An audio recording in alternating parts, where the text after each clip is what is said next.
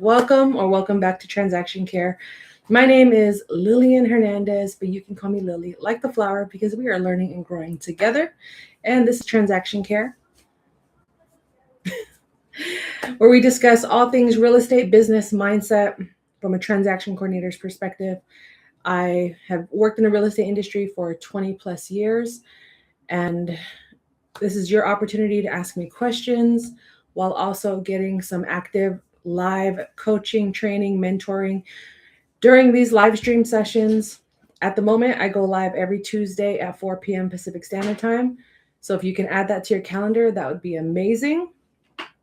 Catch the replay within the community. Today, we're covering listings, sales, getting your first clients, following up on last week's conversation where I basically gave you guys a full training, marketing training on building your business and attracting more clients for you guys to make some money, because you need that, right? Am I right? So listings, let's get into those. I want to talk to you guys about how to. I think it's important to know that there is a difference in transactions. You're not just dealing with, um, you're not just dealing with one type of transaction. There's so many different types of transactions that can occur, and you can service as a transaction coordinator or even as a realtor. But most importantly, if you're handling listings, just know that they take a lot more time because you're dealing with homes that are about to be on the market, or maybe they're off the market, being sold off the market. They're not going live. They're not going to be marketed publicly, but either way, the home needs to be sold. So in that process, we call that pre-escrow. Forgive me for doing that. I don't know why I just did that, but this is called the pre-escrow process. And in that time frame, if you, depending on what services you offer as a real estate transaction coordinator, you might be involved or you might not be. Again, it just all depends on your arrangement. Maybe you work in-house as maybe an office admin or office TC, and some of these pre-escrow tasks are a part of your job. Meaning maybe you're helping set up with the marketing, maybe you're helping set up the MLS, maybe you're helping scheduling, maybe scheduling, staging, inspections. It just all varies. Now, the job of a transaction coordinator has its standard procedures, but it can also be very, again, customized to your arrangement. So if you're self-employed, maybe you have more a la carte services that you can offer. Maybe you have a team of TCs or a department that also helps with social media, marketing, MLS input, data entry, because the inner workings of file auditing and management is a very robust job and role. So the transaction coordinator, in my opinion, in my humble opinion, should be focused solely on the disclosures. But if I'm on the side creating content, that's where things can get very out of control, because social media content is its own job, is its own role.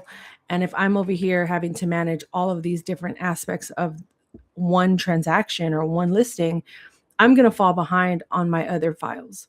Does that make sense? So ultimately, if you're deciding to do listings or sales, you want to make sure that you know exactly what services that you offer. Because one thing about real estate is you give an inch, they take 7 miles. The moment you become a more and more available, the more they will throw at you, because support has to be clarified. If you're just offering all sorts of support, you're going to kind of burn yourself out, truly, because you're not going to be able to just immerse yourself in the files if you're constantly taking yourself out of them intentionally, because that's the job you agreed upon. So with that said, if you are working on listings, just know exactly what you're going to be doing. For me personally, I don't start working on transactions until I get a signed listing agreement. What does that mean? So I work typically majority in residential real estate. So I don't work on commercial deals. I don't work on creative financing. I work with my realtor who works with the seller. So I don't work with investors, commercial sales, developments, nothing like that. It's a rare off chance if that does happen. But even then, if I have questions, if I don't know what I'm doing, I will ask and communicate that. I don't just want to assume I know everything, because I don't. Follow me on TikTok if you haven't already. Transaction Care across all platforms. Listings can take a lot of time. So here's an example. I worked on several listings at the end of last year, around like this time last year, that required a lot of upfront work. So although it's not work that, I lost sleep over, it was still time consuming. So it's this very time consuming work and a time investment that you have to do upfront when you're working on listings. I mean, the same goes for the realtor escrow. You're not the only one doing work that goes unpaid. But this is where you can start to question and doubt yourself. Like, did I make the right decision? Is this the industry I actually want to be in? Because if you're only doing listings, there's no telling or guarantee when that home will actually go on the market or sell. There are target dates. There are negotiations between the realtor and the seller. Like, yeah, we want to go live by August 1st. But those dates can get pushed back because maybe they want to pause, or maybe the seller has a change of heart, or maybe the seller is going to be out of town randomly, or maybe they want to wait to see, to generate more comps, comparables. Like, how are other homes in this neighborhood selling?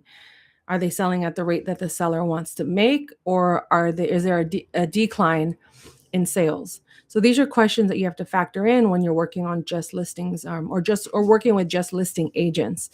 And for me, fortunately, I work with a team that has a buyer's agent and a listing agent, and they both do and mix and mingle in both elements of real estate. So I tend to get a good mix, but majority of the year it's heavier on the listing side. And it's a lot of delays. It's a lot of delays. So a lot of the listings that I worked on last year, I mean, thankfully they closed, but they didn't close for 6 to 9 months. I still have some listings that have just been sitting, in my folders, waiting to either come back on the market, or they're just sitting on the market waiting for a buyer to buy them. But I still did all of that upfront work unpaid. So I wanted to bring that up when it comes to listings, because you have to make sure that you're still generating income from somewhere else. Whether you're, finding more buyers agents to offset the delays, or the slower payment process with listings, or maybe you're working a part-time job or something to that effect. For the most part, you definitely want to make sure that you don't just isolate yourself to only working with listing agents, because it's nice when they hit, but like I said, they can hit at random times. Whereas if you're working with buyer's agents, you're definitely increasing your chances of more closings. But then you just have to factor in, okay, what does this buyer agent want me to do as I work with their team? Like, am I writing offers for them? Am I negotiating for their clients? Which is a very tricky road to, it's a very, what am I trying to say? It's a thin line when you're dealing with contracts and you're as a transaction coordinator. For me, I've been working in this industry for 22 years and I don't do contracts. I think out of my whole career, and I've been independent, working solo for 8+ years. I think I tried. There was a season, and I can't even remember it because that's how far away it was. There was a point where I think I did like one realtor's contracts, and I'm licensed. So I have my real estate license, so I can technically do these things. But they wanted me to just fill out offers around the clock. Mind you, I'm still managing a heavy load of transactions on my own that require my attention around the clock. I can't be on call just because you don't want to open your computer that's sitting, the computer that you're using to email me, the same number of characters that you're typing to email me to fill out a contract. It makes no sense why you can't also just fill out the contract and use that 5 minutes to fill out the contract.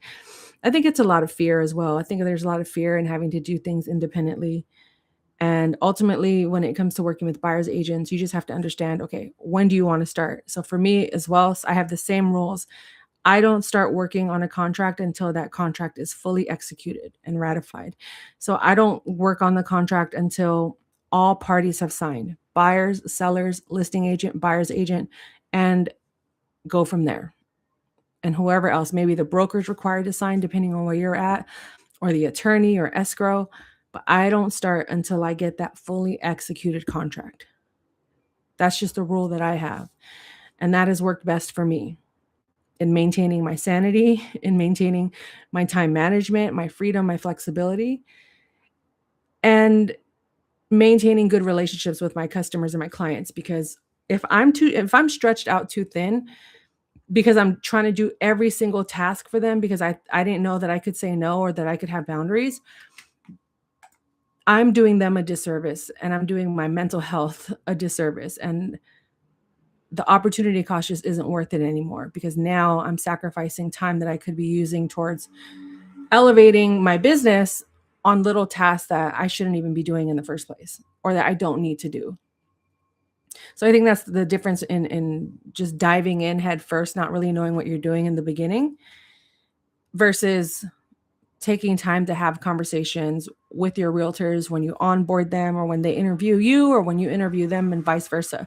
Because ultimately you have the power to ask them questions like, what are your expectations of me as a transaction coordinator? What do you want me to do when it comes to listings and sales? What do you want me to do when it comes to contracts? Do you need me to fill those out? If so, it's going to be an additional fee. And if you have to submit them by a certain time.